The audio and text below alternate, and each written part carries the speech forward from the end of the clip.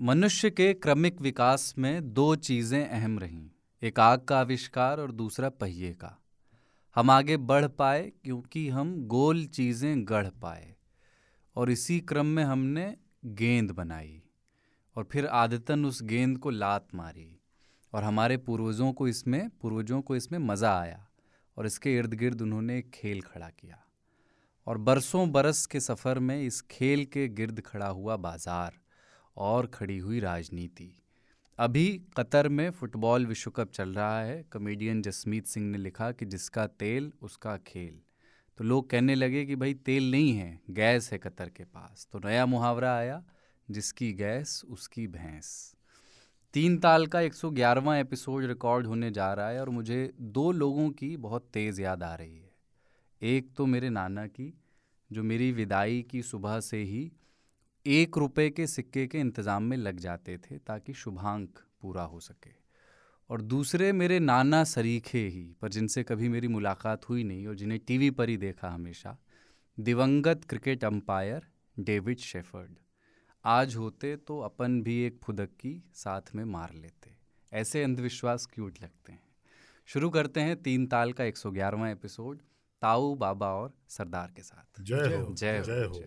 Football की शुरुआत लेकिन बहुत विचित्र सी कहानी है। मैंने बचपने में पढ़ी थी कि कोई युद्ध, और युद्ध में फिर सेना पराजित हुई, तो पराजित सेना के सिरों को पैर से मार मार के, काफी हिंसक उसका हिस्ट्री है। तो नरमुंडों से खेलती रही विजयी सेना और उसको उसमें मज़ा आ रहा था।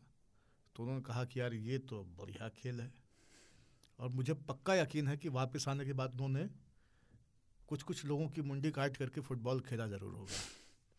फिर फाइनली ये हुआ होगा कि नहीं, इसको और फाइन किया जाए, और हर बार पूरा गोल नहीं है। हाँ, इसीलिए शायद कतर में हो रहा है। 6,500 से लेकर 10,000 तक लोग वहाँ मारे गए हैं, जो मजदूर थे जिन्होंने बनाया है। वहाँ लोग अक्सर मारे जाते हैं, और कतर जो है वो पैसे से सब कुछ खरीद लेते हैं। लोग कहते हैं कि हम बियर पीना चाहते हैं तो कहते हैं आप कतार में हैं। लेकिन कतर लेजिटिमेसी भी खरीद लेता है। डिफेंस भी, इकोनॉमिस्ट मैगजीन उसको डिफेंड कर रही है कि मतलब कतर अगर अच्छा नहीं है तो कौन अच्छा है इस दुनिया में, कहाँ पे हो फुटबॉल, सब पे तो दाग लगे हुए हैं, समाज में सभी नंगे, इत्यादि इत्यादि। भारत में किसान सिर्फ धरने पे बैठ जाता है, उस पर कोई अत्याचार नहीं होता, सिर्फ धरने पे बैठ जाता है और सरकार सुन नहीं रही होती है, इसलिए वो धरने पे लगातार बैठा रहता है। तो रिहाना से लेके पता नहीं कौन कौन ट्वीट करते हैं, है ना, तथा कथित रूप से वह पूरी दुनिया को बताते हैं कि कितनी आतताई सरकार है, कितने आतताई लोग हैं। भारत के किसान बैठे हुए हैं, रिस्पॉन्स नहीं कर रहे।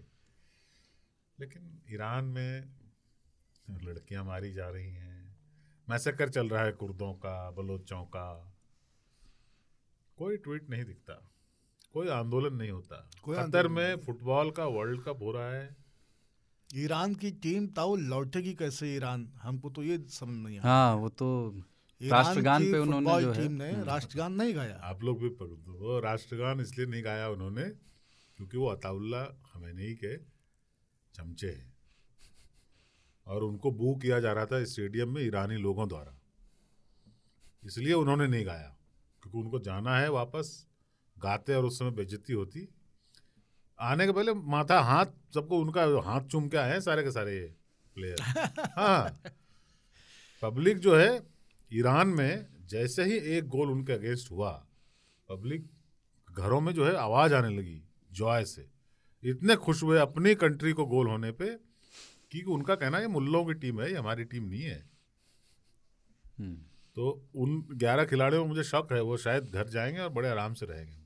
उन्होंने गाया नहीं क्योंकि सामने लोग थे ईरान के जो बहुत ज़्यादा बदतमीजी कर रहे थे उनके साथ। अच्छा, कतर के बारे में वैसे पहले चाह रहा था फुटबॉल पे आता, लेकिन कतर चूंकि आपने शुरू कर दिया, पहले कतर के बारे में और भी 2-4 बातें इसलिए भी करना चाहता हूँ कि वो बड़ा पसंदीदा विषय, आप पहले भी उस पर उसका जिक्र कर चुके हैं। वो अरब की दुनिया का सबसे बड़ा न्यूज़ संस्थान अल जज़ीरा, वो उनके यहाँ से चलता है। और उन पर आरोप है कि वो हमास को फंडिंग उन्होंने दी, वो हालांकि इनकार करते हैं। सारी दुनिया के टेररिस्टों को फंडिंग कतर ही करता है, अलकायदा से लेकर के। एकदम बाकायदा अलकायदा से। बड़े बड़े मुस्लिम ब्रदरहुड का मेन फाइनेंसर जो है, सारे देशों ने उसे क्रश कर दिया है। सऊदी अरेबिया ने, इजिप्ट ने, कतर है। अभी कुछ ही दिन पहले तो उनसे सारी बाउंड्रीज तोड़ अलग कर ली थी, हाँ, बायकॉट किया था। सऊदी अरेबिया ने तो बायकॉट कर दिया था, सब देशों ने, यूएई सबने हाँ। मिलकर इनका ब्लॉकेट कर दिया था कि इस बंदे को यहाँ पे रहना है तो इस शराफत से रहे। लेकिन क्या है, अथाह दौलत है उनके पास, खर्च करने को महल ही बना लोगे ना, उतनी जमीन नहीं है सऊदी जितनी, तो वो पैसे बहुत ही गलत लोगों को देते हैं। पूरी दुनिया में भारत के खिलाफ जो माहौल जो पूरा मिडिल ईस्ट में बनाया गया हाल में, कतर के पैसे से बना। नुपुर शर्मा के खिलाफ के टाइम में जब वो विवाद हुआ था, नुपुर शर्मा तो खैर घर से कभी बाहर नहीं आ पाएंगी, लेकिन जाकिर नायक वही करते हैं, हिंदू धर्म शास्त्रों को कोट करते हैं और ये दिखाते हैं। ये बहुत पुरानी चीज हो चुकी है। आप लोगों को लेटेस्ट वर्जन जो है आईफोन 14 प्लस मैक्रो लेना चाहिए, है ना, पर वो वहाँ पे आराम से प्रीच कर सकता है, क्योंकि वो ठीक है, उनके जो वो राज परिवार है वहाँ का। एक तो क्या होता है कि सब कुछ लोगों के पास देश नहीं होना चाहिए यार। हाँ, पैसा और देश में एक चीज होनी चाहिए। हमारे देश में कुलबुलाहट क्यों होती है? ऐसा लगता है कुछ लोगों के पास देश आ गया। पाकिस्तान में कुलबुलाहट क्यों होती है हमेशा कि यार किसी के पास हाथ में देश न लग जाए। चीन में एक आदमी के हाथ में देश लग गया है, तो देखो क्या कर रहा है। ऐसे ही ये सारे जो सुल्तान बचे हुए हैं अभी, चाहे वो सऊदी अरेबिया हो, यूएई हो, कतर हो, पर इतना नॉन डेमोक्रेटिक होते हुए भी वो एक चैनल चलाते हैं। दुनिया में बाय द वे ऑल्टरनेटिव के रूप में जाना जाता है। अमेरिका में, ब्रिटेन में, यार यहाँ प्रोपेगेंडा क्यों, जो अल जजीरा देखते हैं, क्योंकि वो एक ऑल्टरनेटिव व्यू देता है। भाई साहब, वो प्रोपेगेंडा मशीन ही है। हाँ, मतलब प्रोपेगेंडा का अल्टरनेटिव भी तो प्रोपेगेंडा ही होता है। जैसे आरटी न्यूज आप देखिए, रूस का, अब उसको देख के लगे, आपको लगेगा कि मतलब अमेरिका से ज्यादा पापी कुछ है ही नहीं। हाँ, अमेरिका में छुरा चल जाता है। हाँ, तो वो दिन भर दिखाते हैं तो अमेरिका पापी है, ये हमको पता है, लेकिन जिस तरह से तुम बता रहे हो वैसे नहीं। बॉम्बार्डमेंट एक सिंगुलर पर्सपेक्टिव की। बिल्कुल, या तो मतलब एकदम कोई गोस्वामी हो जाएंगे या फिर कोई रवीश हो जाएंगे, उस तरह का मामला है। बाय द वे, इस बार जो फीफा वर्ल्ड कप है ना, तो ये पिछले फीफा वर्ल्ड कप से 8 गुना ज़्यादा खर्च हो रहा है इसमें। और इसके पीछे ये है कि चीन का जो भारी इन्वेस्टमेंट है उसमें, क्योंकि चीन और कतर एक तरह से ऐसा लग रहा है साथ मिलके ऑर्गेनाइज करें। चीन का काफ़ी पैसा लगा इस वर्ल्ड कप में। हाँ, चीन क्यों पैसे लगाएगा? कतर को कौन सी कमी है पैसे की? वही पता, मतलब मैं आप हाथ देखो, चीन से दक्षता ली है, क्योंकि उन्होंने अपने यहाँ पे अभी कतर और चीन के बीच एक डील भी हुई है, जो स्टेडियम बनाया था ओलंपिक के लिए बीजिंग वाले में। हाँ, वो उनको बुलाया होगा। हाँ, तो उनको बुला करके, नहीं, प्रायोजक भी बहुत सारे चाइना के हैं। और अभी चीन और कतर के बीच एक गैस डील हुई है ना, 27 साल तक आप हमें नेचुरल गैस देंगे, तो वो उसको भी एक नई दोस्ती की तरह दिखा रहा है। कतर में बहुत सारे भारतीय रहते हैं, चीन से भारत के कैसे संबंध हैं वो हमें पता ही है। भारतीय रहते हैं, हमारे लोग वहाँ जेल में बंद हैं, अभी हम कुछ नहीं कर पा रहे। हुसैन अपने आखिरी समय में, मतलब अपनी जिंदगी के आखिरी 1-2 साल एमएफ हुसैन के, जब वो भारत पूरी तरह से छोड़ चुके थे और लंदन में रह रहे थे, तो लंदन में केवल उनका एक झोला रहता था। वो खुद कतर में ही रहते थे और राज परिवार के लिए, क्योंकि अश्व घोड़े बनाना उनकी खूबी थी, खासियत थी एमएफ हुसैन की, तो वहाँ पे उन्होंने, ये बात मैं इसलिए बता रहा हूँ क्योंकि एमएफ हुसैन ने मुझे ये इंटरव्यू में ये बात बताई थी। तो उन्होंने बताया कि मैं आजकल ग्लास मोल्डिंग करके स्कल्पचर बना रहा हूँ, घोड़े। और वो पैलेस में, मतलब पूरे पूरे कॉरिडोर्स में उन्होंने बेहिसाब घोड़े बनाए वहाँ पे, और बहुत अच्छा पारिश्रमिक सारी चीज़ें उनकी, बहुत ही शाही इंतज़ाम में उनको रखा गया। तो ये निर्वासन में बहुत कमाया उन्होंने। हाँ, निर्वासन में और कमाया। आप ये सोचो, आपने वर्ल्ड कप के राइट्स खरीदे, मतलब ये छुपी हुई बात नहीं है कि उन्होंने मिलियंस ऑफ डॉलर्स जो है वो सारे लोगों को घूस दिया कि इस बार हमको दे दो। आपने खरीदा, फिर आपने एक नया शहर बसाया, क्योंकि दोहा में तो हो नहीं सकता। हाँ। आपने एक नया शहर बसाया, चौपाई बसाई इसी के लिए, और जगह नहीं है आपके पास, फैंस को रहने के लिए जगह नहीं है ना। आपने बोला कि हम कोई टेंशन नहीं लेने का, हम पूरी दुनिया का आवभगत करेंगे। जब सब कुछ हो गया तब आपने कहा नहीं, बडवाइजर स्पॉन्सर हो, लेकिन यहाँ बियर ना बिकेगा। हाँ, वो तब ठीक पहले 2 रोज पहले ऐसा नहीं है कतर में लोग बियर नहीं पीते, राज परिवार के लोग पीते होंगे, वहाँ पे वीआईपी जो है वहाँ पे फुटबॉल स्टेडियम में भी पी रहे हैं, आम आदमी एंजॉय नहीं कर सकता। रिपोर्टर्स भाई डेजिग्नेटेड स्पॉट से रिपोर्टिंग कर सकते हैं। वो अभी एक वीडियो आया ना, जर्मन टी शर्ट ऐसी नहीं पहन सकते जिसमें कि रेनबो बना हुआ हो, आर्म बैंड नहीं लगा सकते, जर्मनी वालों ने अपने मुंह बंद कर लिए ये दिखाने के लिए कि हमको देखो लगाने नहीं दे रहे आर्म बैंड।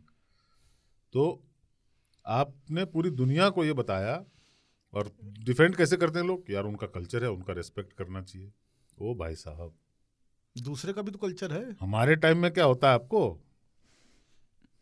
नहीं इन्होंने इंतजाम कर दिया, अब अगले मतलब हमको लगता नहीं उन्होंने मीडिया खरीदी, हमारी जिंदगी में दोबारा किसी मुस्लिम देश में फीफा होगा नहीं, क्योंकि ट्रेवल वाली कंपनियां रो रही हैं, सारे फैन रो रहे हैं, सारे क्रिकेट नहीं मुस्लिम देश इंडोनेशिया में कराओ, मलेशिया में कराओ, मुस्लिम टर्की में करा लो, पर ये जो नॉन डेमोक्रेटिक वाले हैं ना, उनका कुछ भी चल जाता है। वो एमबीएस टाइप का कि मैं एक लाइन में शहर बनाऊंगा जो कि इतने किलोमीटर लंबा होगा, उसके अंदर ही सब कुछ होगा, इसमें इतने ट्रिलियन डॉलर लगेंगे, मेरे पास तो है। उस टाइप का है। मैं बुर्ज खलीफा बनाऊंगा, इतनी ऊंची बना दूंगा कि बादलों के नीचे होगा, बादलों से ऊपर चला जाएगा। बस उनके कंपटीशन है उनके बीच। जो टॉप फ्लोर पर रहते होंगे वो शिकायत करते होंगे, पापा आपने बहुत ऊपर ले लिया, बादल तो देखिए नीचे वाले से जा रहा है। वो अपने पूर्वजों को हाय भी कर सकते हैं वहाँ से पिंड तर्पण करने से जल्दी पहुँचता होगा। पितृपक्ष में बुर्ज खलीफा चलना चाहिए। आप लोग ऐसे फुटबॉल देखते हैं मतलब कभी? अरे हम एक ही खेल देखते हैं यार, फुटबॉल देखते हैं आप? हाँ, हम कोई और स्पोर्ट्स नहीं देखते। मुझे गेस करने दीजिए कि आप किस कॉन्टिनेंट को सपोर्ट करते होंगे। टीम तो मैं नहीं बोलना चाहता, आप लैटिन अमेरिका को सपोर्ट करते हैं? लैटिन अमेरिका और एशिया। जैसे कल जब जर्मनी को जापान ने हराया, हाँ मजा आ गया। और मैंने मतलब एकदम भविष्यवाणी की कि जापान 2 गोल सेकंड हाफ में दागेगा। जब पहला गोल पेनल्टी का हुआ, ऑफसाइड में हुआ था लेकिन ऑफसाइड तो काउंट नहीं हुआ, एक पेनल्टी का गोल। कल वैसे मैंने स्पेन का कल मैंने 3 मैच देखे। मैं रिलीजियसली बहुत तैयारी के साथ में फीफा देखता हूँ, बहुत निष्ठापूर्वक। आप लोग वर्ल्ड कप ऐसे नहीं देखते जैसे मैं फीफा देखता हूँ, और सारे फीफा देखे हुए हैं। 10 नंबर मैराडोना टी शर्ट पहन के बचपन में फुटबॉल खेलते थे हम, उस तरह का पागलपन था हमारा। डीपी चेंज होता है फेसबुक पे, वो अर्जेंटीना का फ्लैग लग जाता है वहाँ पे। अरे वाह। अर्जेंटीना की हार पे दुखी हुए होंगे इस बार? बहुत दुखी हुए हम। वो भी सऊदी अरब ने हरा दिया। वो भी सऊदी ने हराया, और हमने कहा था अर्जेंटीना वाले में भी हमने कहा कि साला अभी आकर के देखना सेकंड हाफ में, क्योंकि इनको शेख सलमान का फोन आया होगा और ये सेकंड हाफ में देखना है कि बदले 2 ही करेंगे। अर्जेंटीना ने 4 गोल किए, उसमें 3 ऑफसाइड थे उस दिन। 1 गोल के साथ में वो आखिर तक जूझते रहे। और कल हमने यही भविष्यवाणी की कि सेकंड हाफ में जापान 2 गोल करेगा, 2 की हीस। कल क्या करंट खेला है जापान, क्या करंट खेला है। पहले फर्स्ट हाफ में लग रहा था कि बहुत दयनीय स्थिति थी जापान की जर्मनी के खिलाफ, और ऐसा लग रहा था कि जैसे आप कल्पना कीजिए कि एक आदमी के पास बंदूक है, वो दूसरे आदमी को गोली मारना चाहता है, तो जो दूसरा आदमी है ना वो उससे चिपका रहेगा, क्योंकि उसको पता है कि जैसे ही डिस्टेंस मिलेगा गोली मार देगा, तो उससे चिपका रहेगा। उस तरह से जापानी जो है केवल चिपकने की कोशिश कर रहे थे जर्मनी के खिलाड़ियों को कि कैसे हम अपना इसको बचाए रखें। सेकंड हाफ में जो पागलपन हुआ। तो आप वैसे किस पोजीशन पे खेलते थे जब पहले खेलते थे? मिडफील्ड? हम डिफेंसर भी बढ़िया रहे और हम फ्रंट भी खेले। आप देखते हैं? मैं वर्ल्ड कप में फुटबॉल खेलता नहीं। एक ही काम हमने कभी नहीं किया, हम गोलकीपर कभी नहीं बने, क्योंकि दुनिया का सबसे बोरिंग काम वो है, और अपयश हमेशा मिलता है। कितना बचाइएगा गोल भाई, कितना गोल बचाइएगा। और कल जापान का गोलकीपर जो है वो आप लोग को रील्स वापस जा करके वो उतने क्लिप्स देखने चाहिए अगर फुटबॉल नहीं देखते हैं, कि जर्मनी 30 सेकंड के अंदर 5 बार गोल में बॉल हिट कर रहा है और 5 बार वो रोक ले जा रहा है। कमाल का था, मतलब एक किक मारी बॉल वापस आई, फिर दूसरे ने किक मारी, फिर बॉल वापस आई। फुर्ती बहुत कमाल जापानी लोगों में। हाँ आप? नहीं, मैं फुटबॉल देखता हूँ, फीफा वर्ल्ड कप तो जरूर देखता हूँ। इस बार मैं नहीं देख रहा हूँ। अच्छा, बायकॉट? एक तो प्रयास करना पड़ता क्योंकि मेरे पास केबल नहीं है। अच्छा हाँ, वो चैनल दूसरे उस पे आ रहा है, जियो सिनेमा चाहिए, वो भी नहीं है। हमारे जियो सिनेमा पे फ्री है ताऊ, तो आप आपका गूगल टीवी पे आप डाउनलोड कर लीजिए आप। तो प्रयास करना चाहता था, फिर मैंने नहीं किया, क्योंकि स्टेडियम का नाम अगर Indian blood stadium, Nepali blood stadium, Bangladeshi blood stadium और पाकिस्तानी ब्लड स्टेडियम होता तो मैं देखता। वो ट्रूली रिफ्लेक्ट करता कि इसको बनाने में 300 भारतीय लोग मरे हैं, इसको बनाने में 700 नेपाली मरे हैं, और उनको श्रद्धांजलि उन लोगों की तस्वीरें होती तो शायद देखता। एकदम ये पैसे का सब कुछ, जितने जिस तरह से हुआ है ना, फीफा ने अपने आप को, फीफा वैसे भी कोई बहुत रिस्पेक्टेड बॉडी नहीं कभी नहीं था, पर अपने आप को उसने ना एकदम गिरा दिया। और आपको घूस दे के कोई खरीद लिया यार, इन्वेस्टिगेशन हो गई, हो गया। मैं शायद ये वाला फीफा वर्ल्ड कप होगा, मैंने होशो हवास में नहीं देखा होगा। चलिए, 2 लेकिन मैच बैक टू बैक 2 दिन, एक दिन अर्जेंटीना को हाँ, उसके बाद जर्मनी, सऊदी, और जर्मनी और जापान। विचित्र। मैं लेकिन फॉलो कर रहा हूँ। मुझे भी, मतलब मुझे अंडरडॉग्स जब जीतते हैं, जैसे पिछली बार क्रोएशिया वर्ल्ड कप जीता था, मुझे मज़ा आया था वो जानने में भी और वो मैच देखने में भी। अंडरडॉग्स जीतते हैं तो मज़ा आता है कि पोर्टुगल ना जीते। अर्जेंटीना अंडरडॉग तो नहीं है। नहीं, अर्जेंटीना हारा है। नहीं है, मैं बोल रहा हूँ हारा है। हाँ, मतलब अर्जेंटीना को हम, चूंकि वो लैटिन अमेरिका का हिस्सा है, इसलिए चाहते हैं वो जीत जाए। हाँ, वो एक अलग फैसिनेशन वो है, ब्राजील, उसके पीछे के कोई लॉजिक नहीं है। वो सब उसका लॉजिक नहीं है। हाँ, पर वो अंडरडॉग नहीं है, वो मतलब हाँ, वो तो प्रोबेबल है, वो इतने बड़े। हाँ, लेकिन कुछ पॉलिटिकल हीरो निकले हैं इन टीमों से, इस वजह से कनेक्ट। मतलब आप मैराडोना पहले इन सबको याद करते तो आप वहां पे फिर मैं चाहता हूँ इस बार यूरोप ना जाए। हमारा एक ही रहता है। हाँ, यूरोप मेरा जो सिद्धांत आपने वेस्ट पूछा एशिया ना ना कि जाए। किसकी तरफ है, हाँ, मैं यूरोप के अलावा सबकी तरफ हूँ। यूरोप न जीते चाहे कौन जीती जाए, ये हमारा है। वो जापान ले जाए, वो लैटिन अमेरिका ले जाए, वो कोई और कंट्री ले जाए, ईरान ले ले सर, यूरोप में पावे। और या फिर यूरोप में कोई ऐसा पिद्दी एकदम लूरिस टाइप का देश, हाँ, वैसा ही है ना, एकदम क्रोएशिया टाइप। हाँ, लग्जमबर्ग, वैसे वो खेल नहीं रहा है लेकिन हाँ, ठीक है। तो अपन आज किन किन विषयों में बात करेंगे मैं बता देता हूँ। पहले हमें एक वीडियो में दिख रहे जेल के एक सुंदर कमरे की बात करनी है, जिसमें मंत्री सत्येंद्र जैन का सेवा सत्कार हो रहा है। वो मसाज है या फिजियोथेरेपी है मालूम नहीं। उसमें जेल के कमरे जैसे होते हैं, उसके बारे में वो कमरा क्या एक भ्रम पैदा करता है, एक गलत छवि क्या पैदा करता है। हाँ, हम तो जब से देखे ना हमारा जाए मन हुआ। मेरा भी। हाँ, उसमें बाकायदे आप सोचिए टेबल जो है उनकी, वो बेड जो है, बेड रनर बिछा हुआ है नीचे, लंबा वाला बेड के नीचे पायदान होता है वो बिछा हुआ है। तो उस पर, और जेल के अगर तजुर्बे रहे हों, किसी से मिलने कभी गए हों, तो उस पर बात करेंगे। फिर इंडोनेशिया में बड़ा भूकंप आया अभी हाल में, और दुनिया के कई हिस्सों में पिछले 2 हफ्तों में बड़े भूकंप आए हैं, मतलब संख्या में ज़्यादा। भारत में भी दिल्ली एनसीआर में आया था अभी। तो उसके बहाने हम भूकंप और नींद पर चर्चा करना चाह रहे हैं तभी से, क्योंकि जब वो भूकंप आया था हम तीनों ही लोग सो रहे थे। तो नींद कितनी कच्ची कितनी पक्की, और गहरी नींद क्या एक ब्लेसिंग है या कर्स है, तो इस पर बात करनी है। और बेजार तेजक खबर में उस दौर की बात जब शाही पनीर 8 रुपये और दाल मखनी 5 रुपये की थी। एक रेस्टोरेंट ने 37 साल पुराना अपना बिल शेयर किया है 1985 का, और उसमें 24-25 रुपये में 2 टाइप का सब्जी दाल जो भी है, बहुत 4 रोटी, बहुत महंगा। हाँ, महंगा है। हाँ, तो वो अपन करेंगे, उसको याद करेंगे। 4 रुपया 5 रुपया शेर दूध मिल रहा था, तो 8 रुपये में एक प्लेट बताइए शाही पनीर का कोई मतलब है? हाँ, तो वो। और आखिर में मुझे वाले ये भी पूछना है कि सबसे सस्ता भोजन आखिरी बार आपने कहाँ किया था? ठीक ठाक भोजन, ऐसा नहीं कि सड़क वाला। और आखिर में प्रिय 3 तालियों की चिट्ठियां हैं, पर पहले एक छोटा सा ब्रेक।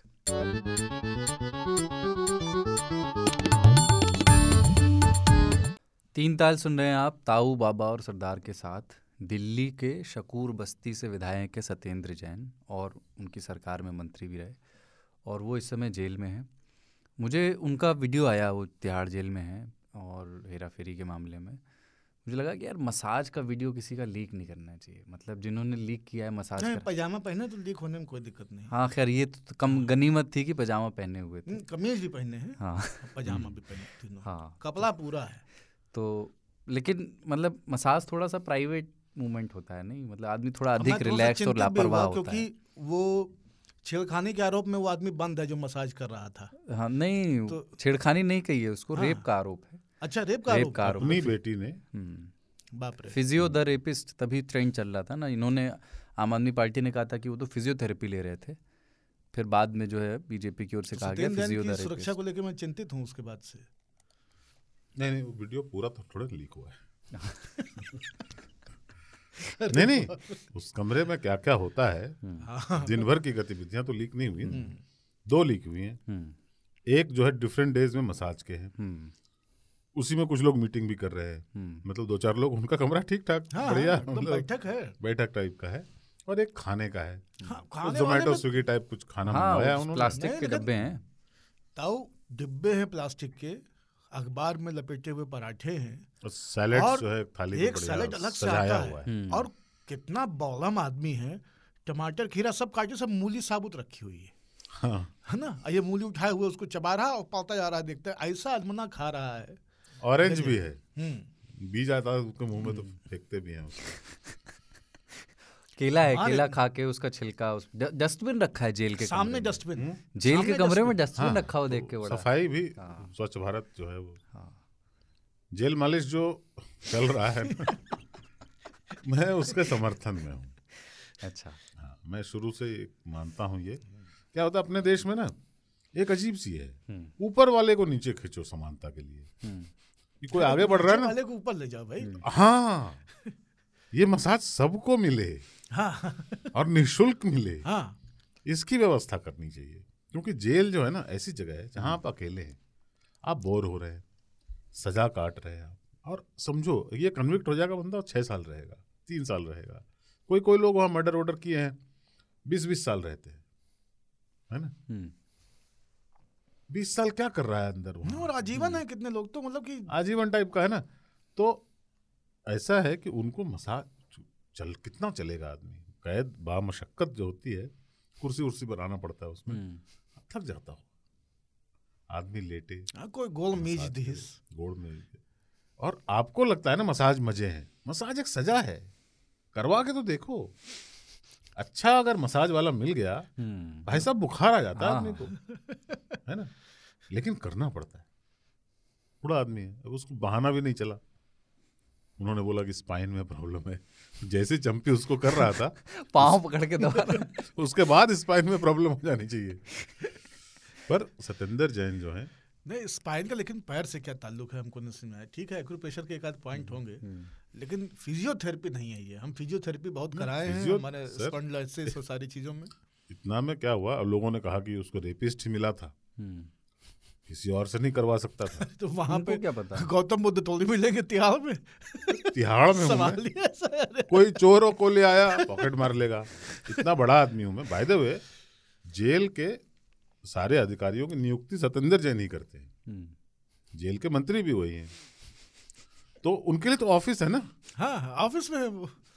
आपके लिए जेल होगा। हाँ, मतलब घर में नजरबंद है। पाणिनि जी जब कलकत्ता जाते हैं, वो तो अपने इनका ऑफिस यहाँ है, पर जैसे ही कलकत्ता जाते हैं तो जो आज तक बांग्ला का ऑफिस है वही इनका ऑफिस है। तो वो संजोग से तिहाड़ में है, तो डिपार्टमेंट उन्हीं का है, सारे लोग उन्हीं को रिपोर्ट करते हैं, सबका अप्रेजल वही करते हैं, सबका प्रमोशन ट्रांसफर सब वही करते हैं। तो उनके लिए तो ऑफिस है ना, छोटा सा कमरा है। और देखिए, मैं हमेशा कर्मठ लोगों का ना सम्मान करता हूँ। वहां भी फाइल क्लियर कर रहे हैं अंदर के ही, कि भाई जो मसाज कर रहा है इसका थोड़ा सा वो कर देना, है ना, इसको एक्स्ट्रा बिस्किट देना सो अच्छा है। आप ये सोचो, आदमी कर्मठ है, आदमी कट्टर ईमानदार भी है, और पढ़ रहा है लगातार पढ़ाई कर रहा है, थोड़ा सा मसाज, थोड़ा सा खाना। एक बात बताओ, कौन सा ऐसा क्रिटिक है आम आदमी पार्टी का जो जेल में हो? अरे आप जेल में नहीं हो, ये तो सिर्फ संजोग है ना। जैसे कि सत्येंद्र जैन जेल में है, आप जेल में नहीं हो, चूंकि ऐसे सितारे नहीं बैठे हैं कि आप जेल तो जाना ही है आपको एक दिन। तो आप जब जाओगे, would you not like a little bit massage?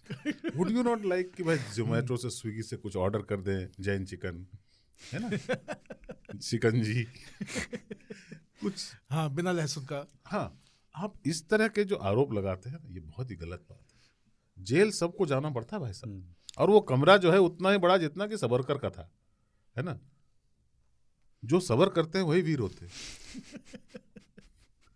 सबर करो। वो एक बार एक मुख्यमंत्री और नेता विपक्ष साथ में दौरे पे निकले, तो वो सबसे पहले दौरे के लिए सबसे पहले गए जेल, है ना। जेल, वहाँ कैदियों की हालत वगैरह देखी, तो जेलर को बुलाया, सब ठीक चल रहा है? बोले हाँ जी सब ठीक, कोई मदद की ज़रूरत तो नहीं? बोले नहीं ऐसी कुछ नहीं। बोले कुछ तो मदद ले लो, थोड़ा जेल की सुविधाएं ठीक करो। बोले ठीक है, आप 5 लाख का ग्रांट दे दीजिएगा। बोले ठीक है। फिर वो गए स्कूल, तो स्कूल देखा उन्होंने, हालत देखी, प्रिंसिपल को बुलाया, कुछ मदद की ज़रूरत तो नहीं? बोले 50 लाख की ज़रूरत है, यहाँ तो सब ये बनवाना है, नया ये करवाना है, बहुत सारी चीज़ें इंफ्रास्ट्रक्चर पे काम कराना है। दोनों लोग लौट आए और वापस आकर के मुख्यमंत्री ने 50 लाख रुपए जेल को दिए और 5 लाख स्कूल को। तो नेता विपक्ष ने याद दिलाया कि महोदय आपसे त्रुटि हो रही है, आपने उल्टा कर दिया है। बोले कि आप इसीलिए विपक्ष में हैं और मैं सत्ता में हूँ। क्योंकि देखो ये राजनीति को समझो, जेल हम सबको जाना है। तो स्कूल से तो हम तुम दोनों निकल चुके हैं। वहाँ ग्रांट की ज़रूरत ज़्यादा है, वहाँ सुविधाएं ज़्यादा अच्छी होनी चाहिए। नहीं, कभी कभी मैं देखता हूँ इस देश में, बाबा आप गौर कीजिएगा, कोई भी अपराधी होता है ना, लोग तुरंत कहते हैं इसको कड़ी से कड़ी सजा मिलनी चाहिए, इसको अभी टांग दो, इस तरह का। इन लोगों को कितना कॉन्फिडेंस रहता है ये पकड़े नहीं जाएंगे। भाई साहब, अरे अपने ही देश में वो उमर खालिद नाम का एक लड़का है, कितने दिन से पड़ा हुआ है जेल में, कोई भी जा सकता है भाई। चिदम्बरम चलेगा, 90 दिन काट के सबकी संभावना है, और आप भी जो सुन रहे हो आपकी भी संभावना है, थोड़ा सा सब्र किया करो। अधिकतर गृह मंत्री इस देश के जेल गए हैं। हाँ, गांधी जी जेल में रहते थे, नेहरू जी रहते थे, मतलब नेहरू जी का अपना ही जेल था, पर जेल तो जेल होता है ना, अच्छा नहीं लगता यार जेल। लेकिन मुझे पसंद वो मतलब सत्येंद्र जैन का कमरा जो है, मतलब सुव्यवस्थित सा है, एकांतवास कहते हैं बाबा। मुझे अगर दे दो ऐसा कमरा ना, और मसाज, आप ये सोचिए कि मुनीरका में, बेरसराय में, मुखर्जी नगर में, ये लक्ष्मी नगर में जिन हालातों में बच्चे रह रहे हैं, पढ़ाई कर रहे हैं, उस जेल से आधे कमरे में 2 बच्चे 3 बच्चे रह के पढ़ाई कर रहे हैं। सत्येंद्र जैन के कमरे के आधे जगह में 2-2 3-3 लड़का रह रहे हैं, और गिच पिच एकदम, न वेंटिलेशन है, न कुछ है, न सफाई है। बढ़िया फर्स्ट क्लास बिस्तरा है, बड़ी पर्याप्त जगह है, आप सूर्य नमस्कार कीजिए, आप रस्सी कूदिए, आप मालिश कराइए, खाना आ ही रहा है। कुर्सी में डस्टबिन, अभी तो पूरा दिखा नहीं है, कहीं पे एक आध वॉश बेसिन वगैरह भी होगा, और टीवी पे अपना ही वीडियो चल रहा है। हाँ, उसके ऊपर कैमरा भी रखा हुआ है। हाँ, ये से लूप है एकदम कि उस कैमरे में गया, इधर से टीवी में आ गया। मतलब मस्त लाइफ है, 360 एकदम। और बाबा कितना बढ़िया विजिटर कंट्रोल होता है। मुझे ऐसा कमरा दे दो, मैं उससे क्यों, घर में क्या होता है ना, पोलाइटनेस की वजह से, ह्यूमिलिटी की वजह से, लोग शिष्टाचार की वजह से ही लोग आते हैं, आप कहते हो आइए चाय पीजिए। यहाँ पे विजिटर कंट्रोल है। हाँ, चाहे तो किसी से ना मिले, चाहे तो 4 लोग बुला के थोड़ी गप कर ली, फिर उसको बोला टाइम हो गया निकलो, मेरा जंगला बंद करना है। और इतना बढ़िया लोहे का है, चकाचक। ओ भाई साहब, वैसे एक वो उनकी जब मसाज होती होगी सत्येंद्र जैन की, उसमें तेल नहीं लगता होगा ना, रेफरेंस है पिछला एपिसोड। अरे आपने तो बताया था बहुत तैली है उनका। हाँ। लेकिन उसमें भी वो बंदा लगा रहा है थोड़ा ऐसे, हाँ, शीशी से निकाल के हल्का हल्का। और बाय द वे आप संभावनाएं देखो सर, वो जंगला है ना, उसके बाहर की संभावना मुझे वहां उसमें सिर्फ संभावनाएं दिख रही है कि मैं लेटे लेटे भी बाहर देख सकता हूँ और लोगों का आनंद ले सकता हूँ, पर मेरे पास कोई नहीं आ सकता। और जब चाहूँ मैं निकल जाऊँ, जब लोग अंदर आ रहे हैं तो मैं भी बाहर जा सकता हूँ। तो बाहर गए, अपना टेनिस वेनिस खेल लिया, एक मर्डरर, एक घोटालेबाज, ऐसे 2-4 लोगों के साथ। शर्मा जी बहुत सारे हैं वहाँ पे। कितनी कहानियां हैं सुनने के लिए। आप सोचिए, यहाँ मिल रहे हैं तो क्या वही कहानी रोज का, मतलब हमारा राशन कार्ड बनवा दीजिए, हमारा विधवा पेंशन करा दीजिए, हमारा स्कूल में एडमिशन कर, वही रिपीट टेलीकास्ट पूरा का पूरा। वहाँ पे हर आदमी एक सुरेंद्र मोहन पाठक। और क्या, आप केजरीवाल, मनीष सिसोदिया, इन लोगों से दूर हो, आपका तो लाइफ ही चकाचक है। यहाँ पे इतना प्रेशर, ये लोग बॉस है ना उसके, हाँ, कितना प्रेशर डालते होंगे यार, ये करो वो करो, उसी चक्कर में अंदर हो गए। और उस हवाले से मैं कह रहा हूँ कि कितना बढ़िया है कि हवाले से अंदर और हवाले से बाहर। वो आदमी जेल में नहीं है, वो आदमी मुक्त है, कृष्ण मन के निकलेगा। तभी मैं सोचूं कि यार इतना बड़ा मिनिस्टर 6 महीने से इसको बेल नहीं मिल रही है, कहीं उसका भी तो हाथ हो सकता है इसमें। यार कौन जाए, वही केजरीवाल से बात करनी है। मेरे को छोड़ दो, केजरीवाल के पास 3 दिन तो मैं पागल हो जाऊँ। तो वो बंदे को दिन रात काम करना पड़ रहा है। जेल के बारे में से जो 2-3 तरह की बातें जो फिल्मों ने हमें बतलाई हैं, उनमें से कुछ सही हैं, कुछ आधी अधूरी गलत सही हैं। जैसे एक वो आखिरी इच्छा वाली ना, तो मुझे अभी मालूम हुआ कि फांसी से पहले जो आखिरी इच्छा है वो ऐसा नहीं कि कुछ भी आप बोल दो तो दे देंगे। 2-3 तरह के ऑप्शंस देते हैं कि या तो आप कुछ पसंद का खाना मंगवा सकते हैं, या किसी रिश्तेदार से मिल सकते हैं, या कोई धर्म ग्रंथ या किताब आप मांग के पढ़ सकते हैं। यही 3-4 शर्तें होती हैं, इन्हीं में से कोई एक आप चूज। हाँ, ये नहीं कह सकते मुझे फांसी मत दो। हाँ मतलब, या मुझे वो वाला फल खाना है जो 12 महीने बाद आएगा। हाँ, मेरे को पूछे, मैं कहूँ जल्दी करो बस, ये आखिरी इच्छा है। ये सब क्या सोच ले लगा कि तुमने इच्छा जब मेरे को पता है कि कुछ नहीं होने वाला, लास्ट है ये। लेकिन ये जेल की हवा खाना वगैरह तो ठीक है, वो आया उस पे मतलब, लेकिन जेल की चक्की पीसना वाला जो मुहावरा है, इतना चक्की क्यों, मतलब उसको थोड़ा अच्छे काम से यूज करे। होता ये था कि बाकी जगह पे मिल से आ जाता था, लेकिन यहाँ जेल में जेल की चक्की का मतलब ये होता था कि जेल में जांते होते थे और अनाज खुद पीस करके तब वो आटे से रोटियां बनती थी। अच्छा, वो पिसे हुआ वहीं यूज होता था। हाँ, तो वो वहीं पे पीसना है, फिर उसी से रोटी बनेगी, अपना आटा। आपको जेल का जो सिस्टम अभी भी वही होता है, अभी भी वही है। आटा खरीदते नहीं है जेल में। हाँ, लेकिन अब मिल वगैरह लगा ली है उन्होंने। हाँ, मशीन से मशीनीकृत हो गया, बेकरी है प्रॉपर, हाँ। तरह तरह के खाने पकवान बनने, जेल का दुकानें भी जो हैं सिस्टम है, जेल के सिस्टम में एक चीज बहुत खूबसूरत है कि वो पूरे के पूरे स्ट्रक्चर को बहुत सेल्फ डिपेंडेंट बनाते हैं, जेल के पूरे सिस्टम को। तो सब्जी सारे कैदी, क्या करना है, सबसे खेती कराइए, और हाथा पड़ा हुआ है तो उसमें सब सब्जी पैदा हो रही है, सब निराई गुलाई लंबरदार करवा रहा है, बाकी लोग कर रहे हैं। बिहार में शायद सब्जी नहीं होती है, अब इतनी जगह ही नहीं है कि सब्जी कर सके, इतने लोग हैं ना। बहुत जगह है तब। हाँ। सब्जी खेती की जगह है, हालांकि वो और चीजें कर रहे हैं वहाँ पे, वो अगरबत्ती मोमबत्ती इस तरह की चीजें बना रहे हैं। आप गए तिहाड़ का? हाँ गए। मैंने तिहाड़ का खाना घूमने के लिहाज से पूछ रहा हूँ। हाँ, घूमने के लिहाज से। मैं अंदर नहीं गया। हम और अरविंद केजरीवाल तिहाड़, हम दोनों लोग जा करके 2-3 वर्कशॉप्स करके आए थे। अच्छा, तो उस लिहाज से मुझे याद है। हाँ, वहाँ कॉन्सर्ट भी होते हैं, सिंगर विंगर आते हैं प्रॉपर। हाँ, कॉन्सर्ट। तो उसमें क्या होता है कि जैसे हमारा एक दोस्त था, उसके चचा जेलर थे और वो उनके साथ रह करके पढ़ाई कर रहा था, इंटरमीडिएट और हाई स्कूल में हमारे साथ था। अब वो नहीं रहा, एम्स में आ गया था, वो पढ़ाई कर रहा था, फिर एक सड़क दुर्घटना में उसकी मौत हो गई। तो सवेरे सवेरे लंबरदार आता था, जो BCA होते हैं ना, उनको 20 साल की सजा, और उनके कुछ केसरिया टाइप का एक उनका चोंगा होता है, वो कैदियों से अलग आइडेंटिफाई होते हैं। तो सब्जी तोड़ के बढ़िया 2 ठे भाटा, 2 ठे गोभी फूल, 5 ठे टमाटर ना, साग तोड़ा हुआ, सोआ पलाकी, सब सवेरे का टूंगा हुआ फ्रेश टोकरी एकदम। गाय होती है, दूध दूध के टाइट एकदम।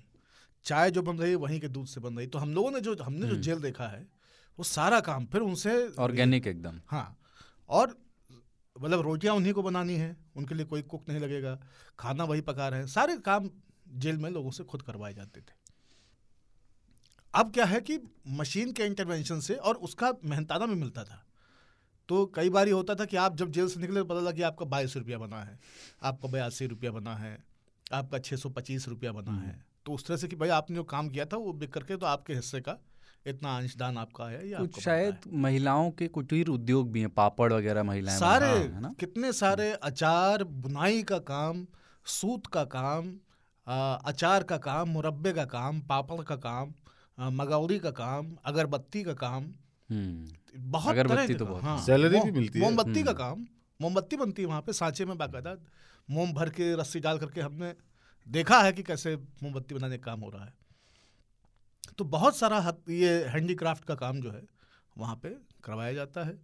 और अब तो ट्रेनिंग तक दे रहे हैं कि इलेक्ट्रॉनिक डिवाइसेस को ठीक करने की ट्रेनिंग, ये ट्रेनिंग, वो ट्रेनिंग, बिजली काम, इस तरह से, ताकि बाहर आप निकलें तो आप कुछ स्वावलंबन अपना ले करके तब निकलें। भाई जौन तुम रहे हुई हो वह नौकरी तुमको मिली ना, तुम रहे हो मास्टर, अब वहाँ से निकाल दिए गए, वो 12 साल जेल में काटे का है। 12 साल बाद जब निकली हो तो पेट कैसे जिए हो?